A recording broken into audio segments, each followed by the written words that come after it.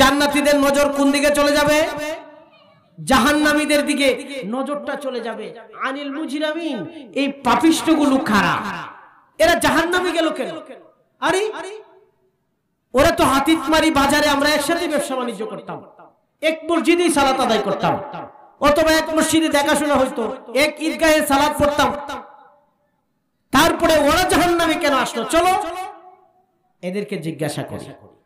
আসলে ভাই, জান্নাতে যাওয়ার জন্য কিছু কাজ করতে হয়। আপনারা জান্নাতের মেহমান হতে চান তো? ইনশাআল্লাহ। জান্নাতে যাওয়ার জন্য প্রথম সারিতে কাজ করতে হবে, আল্লাহর ইবাদত করতে হবে। 2, চেষ্টা চালিয়ে যেতে হবে। আর জান্নাতের মধ্যে আপনি যাকে ভালোবাসেন তার সঙ্গে আল্লাহ সুবহানাহু ওয়া তাআলা দেখা করিয়ে দিবেন। এজন্য আপনি কাকে ভালোবাসেন? মনে করেন আপনি শাইখুল হাদিস জয়নাল আবদিন সাহেবকে ভালোবাসেন। একটা উদাহরণ,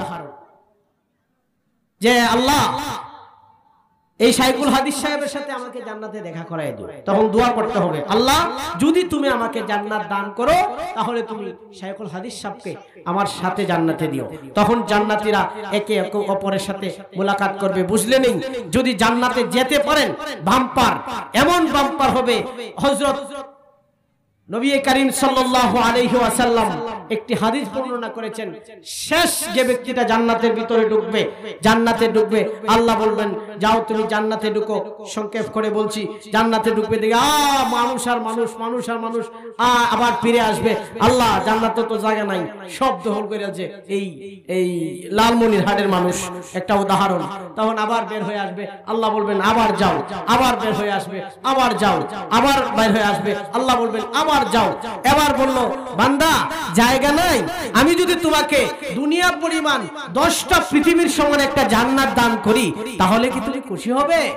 এই লোকটা অবাক হয়ে বললেন, আল্লাহ জান্নাত তো পেয়েছি ঠিক আছে, আমি কি এত বড় জান্নাত পাওয়ার যোগ্য? আপনি কি আমার সাথে মজা করেন? সুবহানাল্লাহ। তার মাথায় ধরবে না আল্লাহ যে এত বড় জান্নাত দিবে।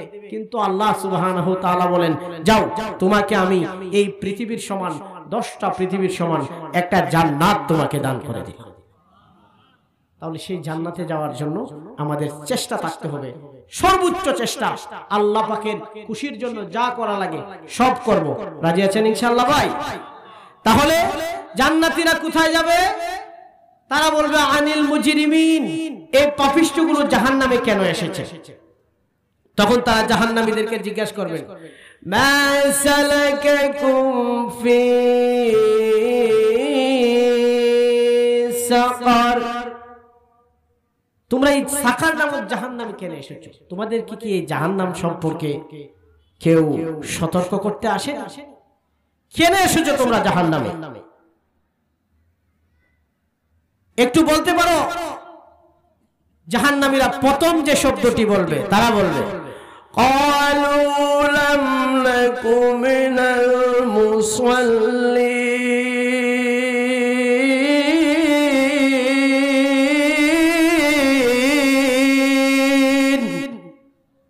তারা এক নম্বরে বলবে যে আমরা নামাজ পড়তাম না।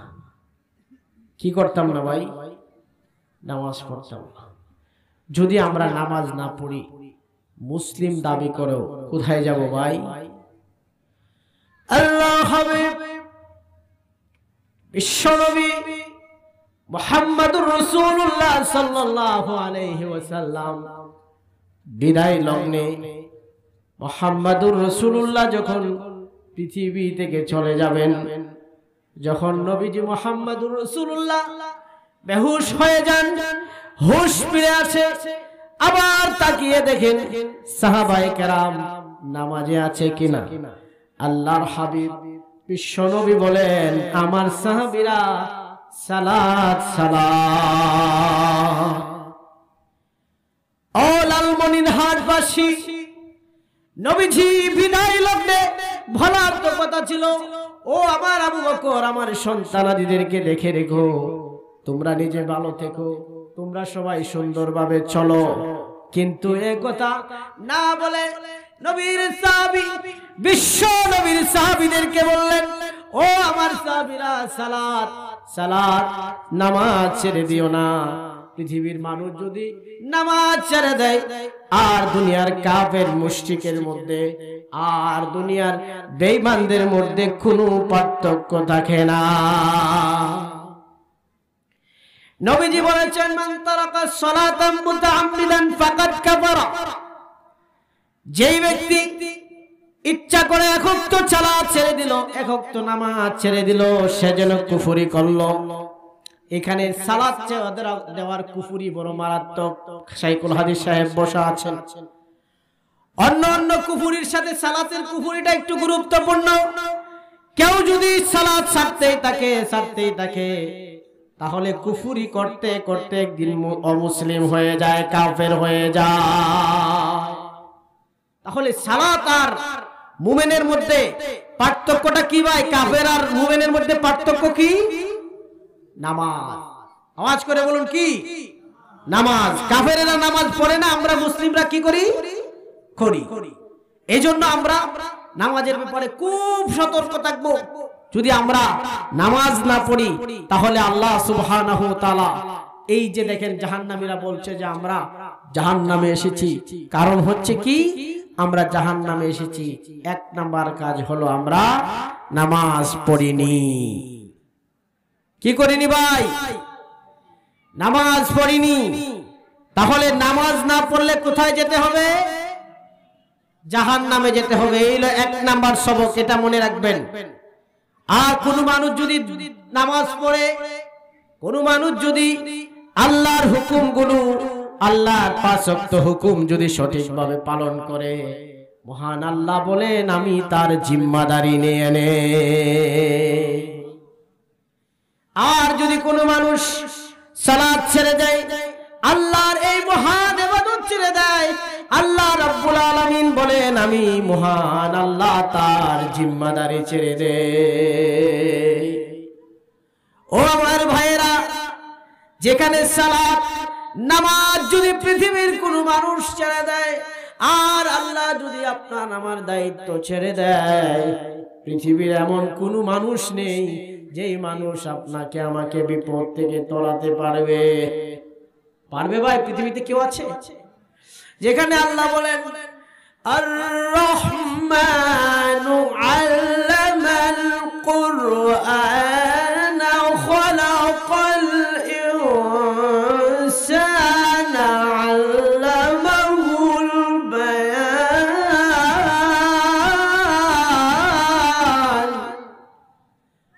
আল্লাহ বলেন আমি রহমান, আমি এত দয়ালু, তোমাকে সর্বপ্রথম আমি মহান আল্লাহ কোরআন শিখিয়েছি।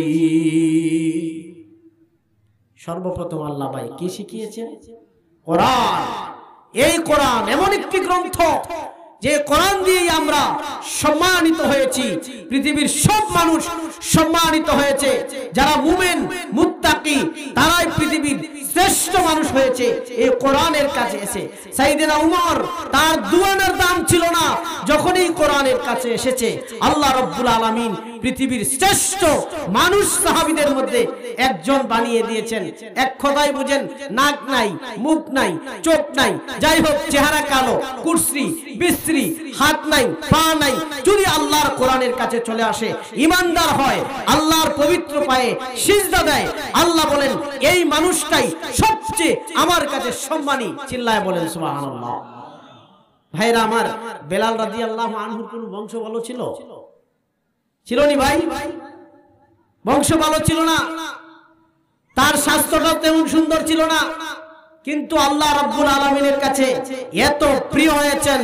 রাসূলুল্লাহ সাল্লাল্লাহু আলাইহি ওয়াসাল্লাম মেরাজে যখন গেলেন, এবার মেরাজ থেকে এসে বললেন, বেলাল, বেলাল, আমি তোমাকে একটি কথা জিজ্ঞাসা করি, বলো, আমি যখন জান্নাতে ভ্রমণ করেছি, জান্নাতে যখন ঘোরাফেরা করে আসছি, তখন আমি তোমার পায়ের আওয়াজ শুনেছি, কারণটা কি একটু আমাকে বলতে পারো? আল্লাহর হাবিব বলেন, বেলাল, তোমার এমন কি আমল আছে যে আমলটা আমি জানি না, তুমি আমাকে কোনো পর্যন্ত জানাও নাই, একটু বলতে পারো কি? হযরত বেলাল বলেন, ওগো আল্লাহর হাবিব, বিশ্ব নবী মুহাম্মদুর রাসূলুল্লাহ, আমার এমন কোনো ভালো আমল নেই যে আপনি জানেন না, তবে ছোটখাটো একটি আমল আছে, যেই আমলটা আমি আপনাকে এখনো বলিনি। সেই আমলটা হলো, আমার যখন ওযু চলে যায় সঙ্গে সঙ্গে আমি ওযু করে 2 রাকাত তাহিয়াতুল ওযুর নামাজ পড়ে নেই। আল্লাহর নবী বলেন, ও বেলাল, তুমি এই নামাজ ছেড়ে দিও না, কেননা আমি জান্নাতের ভিতরে যখন ভ্রমণ করতেছিলাম, ঘোরাঘুরি করতেছিলাম, তখন দেখি তুমি আমার সামনাসামনি যেন তোমার পায়ের আওয়াজ শোনা যায়। এজন্য আল্লাহ রাব্বুল আলামিন জাহান্নামীরা কি বলবেন তা বলে দিয়েছেন, ওয়ালাম নাকুনু তুইমুল মিসকিন। তারা 2 নম্বরে বলবে, আমরা মিসকিনদেরকে খেতে দিতাম। মিসকিনদেরকে কি করতাম না ভাই? খেতে দিতাম না। 1 নাম্বার হচ্ছে তারা বলবে আমরা নামাজ পড়তাম না, এজন্য জাহান্নামে এসেছি। 2 নাম্বার তারা বলবে আমরা মিসকিনদেরকে খেতে দিতাম না, এজন্য জাহান্নামে এসেছি। এই কথাটা আরো বিশাল ভয়াবহ একটা বিষয়। আল্লাহ রাসূল সাল্লাল্লাহু আলাইহি ওয়াসাল্লাম বলেন, আল্লাহ সুবহানাহু ওয়া তাআলা আপনাকে আমাকে প্রশ্ন করবে, হে আমার আদম জাতি, হে আমার বান্দা বান্দিরা, আমি অসুস্থ ছিলাম, তোমরা আমাকে দেখতে যাওনি। আল্লাহর বান্দা বান্দিরা বলবে, প্রতিপালক আপনি তো সৃষ্টিকুলের রব, আপনাকে আমরা কি করে অসুস্থ, আমরা সুস্থতা হওয়ার জন্য দেখতে যেতে পারি? আল্লাহ রাসূল সাল্লাল্লাহু আলাইহি ওয়াসাল্লাম বর্ণনা করতেছিলেন, তখন আল্লাহ বলেন, তুমি কি জানো না তোমার পাশের বাড়িতে একটা মানুষ অসুস্থ হয়ে পড়ে আসিল, তুমি তাকে দেখতে যাওনি? তুমি তাকে দেখতে যাওনি। যদি তুমি তাকে সেই দিন দেখতে যেতে, আজ কিয়ামতের দিন আমি মহান আল্লাহর কাছে প্রতিদান পেতে। আল্লাহ সুবহানাহু ওয়া তাআলা বলবেন, হে আমার আদম জাতি, হে আমার বান্দা বান্দিরা, আমি যখন ক্ষুধার্ত ছিলাম, আমার যখন ক্ষুধা লেগেছিল, তোমরা আমাকে খাবার খেতে দাও নাই।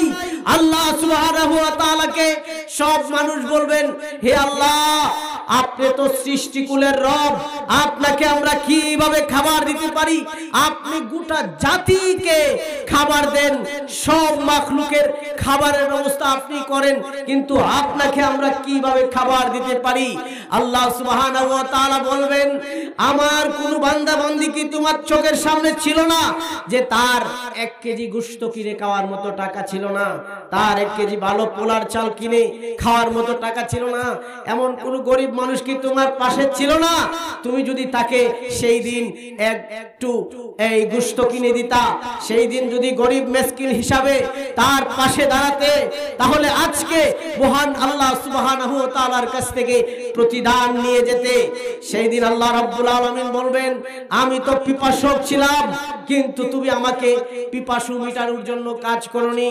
প্রতিপালক আপনি গোটা জাতির মালিক, গোটা জাতির রব, সৃষ্টিকুলের রব, আপনাকে আমরা আবার পানি খাওয়াতে কিভাবে পারি? তখন বললেন, মনে করেন রাস্তাঘাটে একজন মানুষ আপনার কাছে বিপদে পড়ে একটু চা খাইতে চেয়েছে, একটা উদাহরণ, পানি খাইতে চেয়েছে, আপনি তাকে থামিয়ে দিয়েছেন, যাও যাও, আমার এখানে কোনো পানি নেই। আর সেই দিন যদি তুমি তাকে একটু পানি খাওয়াতে, তার গলাটা ভিজানোর জন্য একটু শরবত খাওয়াতে, আজ আমি আল্লাহ সুবহানাহু ওয়া তাআলা এই কিয়ামতের মাঠে তোমাদেরকে প্রতিদান দিতাম। ভাইয়ের আমার আল্লাহ কি ক্ষুধা লাগে? আমার আল্লাহ কি খাবার খায়? কার জন্য বলেছেন? একমাত্র এই যে অসহায় গরিব মিসকিনদেরকে যদি আপনি খেতে দেন, তার প্রতিদান স্বয়ং আল্লাহ রাব্বুল আলামিন নিজ হাতেই আপনাকে দান করবেন। এজন্য তারা বলবেন, ওয়া কুন্না নুকাযযিবু বিয়াউমিদ ওয়া লাম নাকুন নুতঈমুল মিসকিন।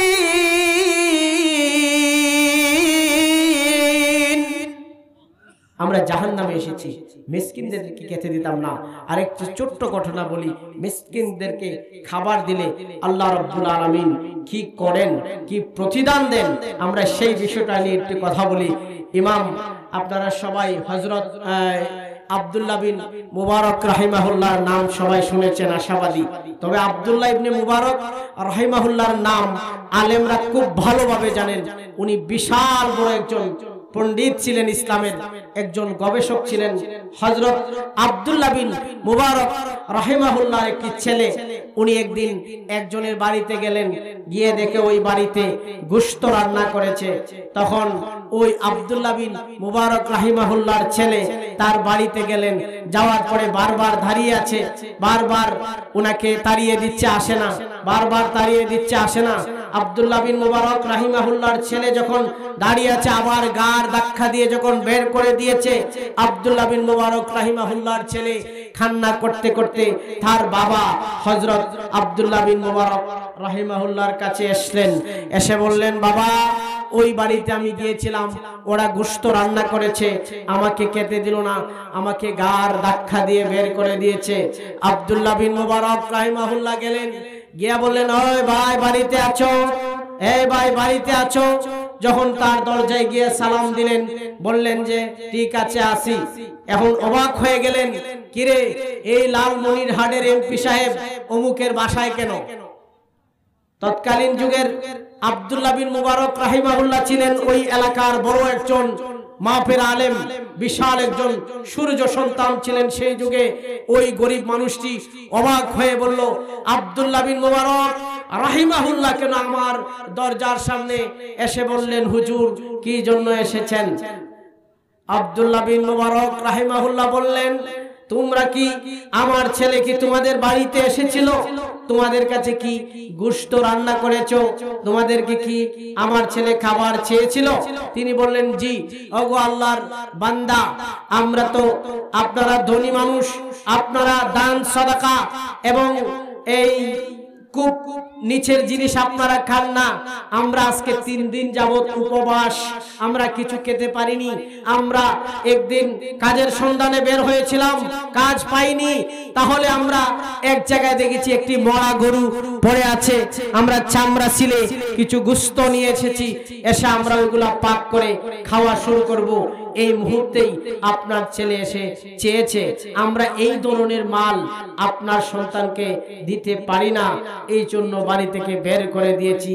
আব্দুল্লাহ বিন মুবারক রাহিমাহুল্লাহ এই কথাটি শুনে তার চোখ দিয়ে দরদর করে পানি বের হয়ে গেল।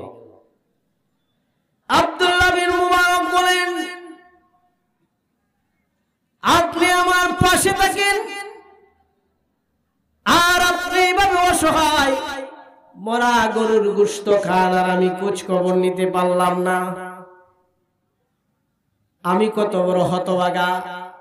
উনি হজে যাবেন, হজের টাকা দৌড়ে বাড়িতে গেলেন, বাড়ি থেকে গিয়ে হজের টাকাটা এনে সম্পূর্ণ ওই গরিবের বাসায় পৌঁছিয়ে দিয়েছে, আর বলল, তোমরা ওই টাকা দিয়ে গোশত কিনে খাও, এমনকি তোমার পরিবারের কাজে লাগাও, ওই টাকা আল্লাহর রাস্তে, আল্লাহর জন্য তোমাকে দান করে দিলাম। আব্দুল্লাহ বিন মুবারক রাহিমাহুল্লাহ বলেন, এই টাকা তোমাদেরকে দান করে দিলাম, এইবার আমি হজে যাব না, আমি হজ এবছর ক্যান্সেল করে দিলাম। আব্দুল্লাহ বিন মুবারক রাহিমাহুল্লাহ আর হজে গেলেন না। এদিকে 40-45 দিন পরে বন্ধুরা তার বাড়িতে আসলেন, এসে বললেন, আব্দুল্লাহ বিন মুবারক আপনি হজে যাবেন, আমাদের সাথে কথা ছিল, কিন্তু অন্য কাপেলার সাথে আপনি কেন হজে গেলেন? এটা তো আমরা মানতে পারি না। আব্দুল্লাহ বিন মুবারক ডাক দিয়ে বলেন, ও আমার বন্ধুরা, আমি তো হজে যাই নাই, আমার পাশের বাড়িতে একজন গরিব মানুষ আছে, মিসকিন মানুষ আছে, আমি আমার হজের টাকাটা তাদেরকে দিয়ে দিয়েছি, তারা বড় অসহায়, আমি তো হজে যাই নাই। আব্দুল্লাহ বিন মুবারক কে বলেন, হ্যাঁ আব্দুল্লাহ বিন মুবারক, তুমি কেন মিথ্যা কথা বলো? আমরা যখন মিনাই তখন সামনে তোমাকে দেখি তুমি মিনাই, আমরা যখন সাফা মারওয়া সাই করি তখন দেখি তুমি সামনে, তুমি সাই করতেছো, দৌড়াদৌড়ি করতেছো, আমরা যখন কাবার পাশে, তখন তুমি দেখলাম আমাদের সামনে কাবার পাশে, আমরা যখন হজরে আসওয়াদে চুমা দেওয়ার জন্য গিয়েছি, তখনও দেখি তুমি আমাদের সামনে। কি এটা এখন মিথ্যা কথা কেন বলো? আব্দুল্লাহ বিন মুবারক রহমাতুল্লাহ আলাইহি অবাক হয়ে গেলেন, আরে এটা কি হলো, এমন কি খেলা, এটা তো বুঝতে পারি নাই। আব্দুল্লাহ বিন মুবারক এই ব্যাপারে চিন্তা করতে করতে, টেনশন করতে করতে রাতেও যখন ঘুমিয়ে গিয়েছে, আল্লাহ রাব্বুল আলামিন আব্দুল্লাহ বিন মুবারককে স্বপ্নে দেখায় আর বলছে, ওরে আব্দুল্লাহ বিন মুবারক, তুমি হজে যাও নাই, তাতে কি হয়েছে? কি হয়েছে? কোনো সমস্যা নেই। তোমার হজ আমি আল্লাহ এমন ভাবে কবুল করেছি, একজন ফেরেশতাকে তোমার আকৃতি ধরিয়ে আমি হজের সম্পূর্ণ কাজ আমি মহান আল্লাহ শেষ করে দিয়েছি। সুবহানাল্লাহ। আরো আসতে বলেন, বাড়িতে গিয়ে বললেন। এজন্য তারা বলবে, ওয়ালাউ নাকুনু তু'ইমুল মিসকিন,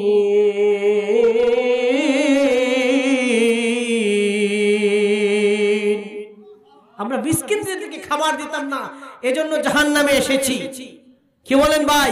আমরা সর্বোচ্চ চেষ্টা করব তো মিসকিনদেরকে খাবার দেওয়ার জন্য। কোরআন কারীমের অন্য আয়াতে আল্লাহ বলেন, আরাআইতাল্লাযী ইউকাযযিবু বিদ্দীন ফাযালিকাল্লাযী ইয়াযুউল ইয়াতীম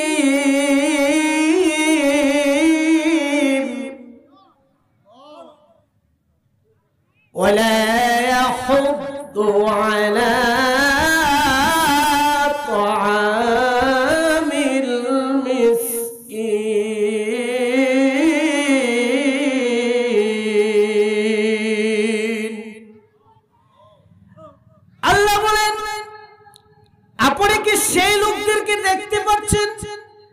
যারা আল্লাহর প্রতিদান দিবসকে অস্বীকার করে, কিয়ামত দিবসকে অস্বীকার করে।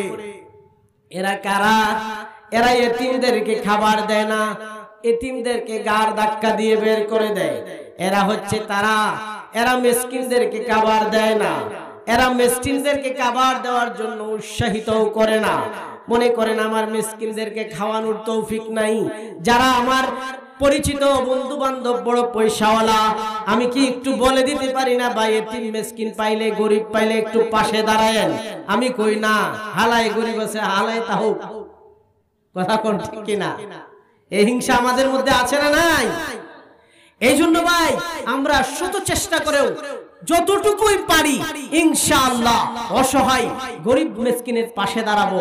আল্লাহ সুবহানাহু ওয়া তাআলা বহু গুণে বাড়াতে অনেক গুণ বাড়িয়ে আল্লাহ রাব্বুল আলামিন সেই প্রতিদান আল্লাহ আমাদেরকে কিয়ামতের দিন দান করবে ইনশাআল্লাহ। সকলে বলুন আল্লাহুম্মা আমিন। 3 নম্বরে তারা কি বলবে? ওয়া কুন্না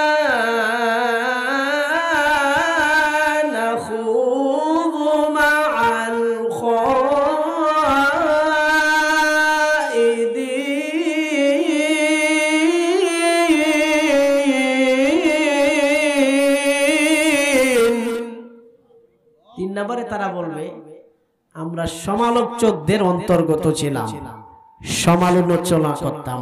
কি করতাম ভাই? সমালোচনা বুঝেননি? সমালোচনা আছে না নাই?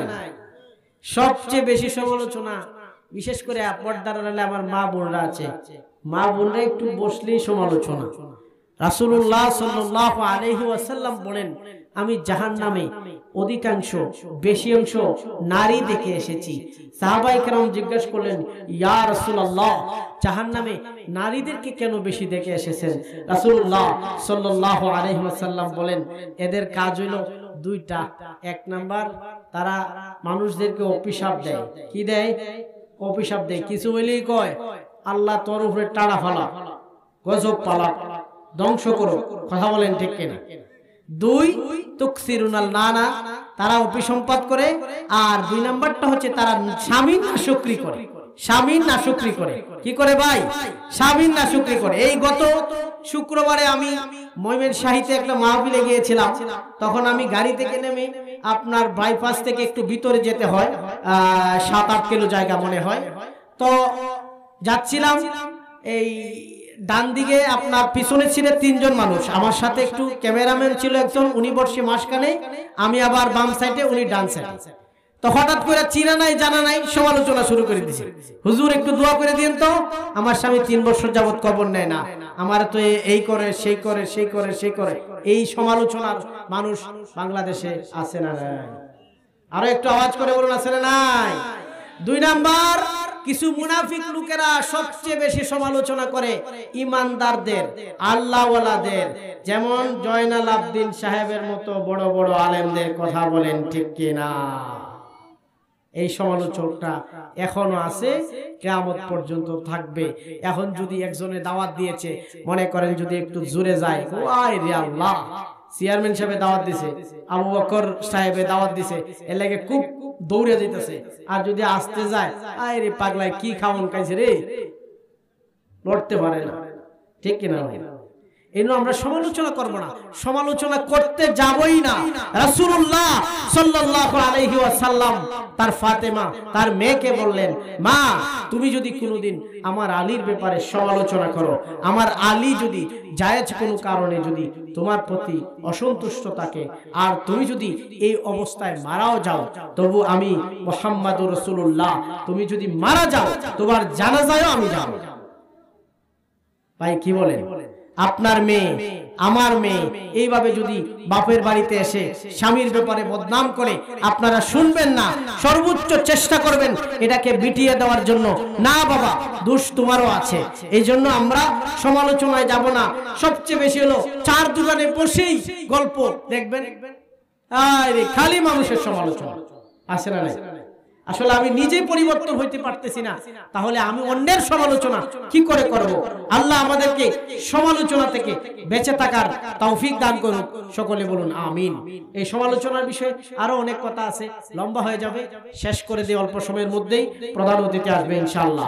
4 নম্বরে তারা বলবে, ওয়া কুন্না নুকাযযিবু বিয়াউমিদ্দিন,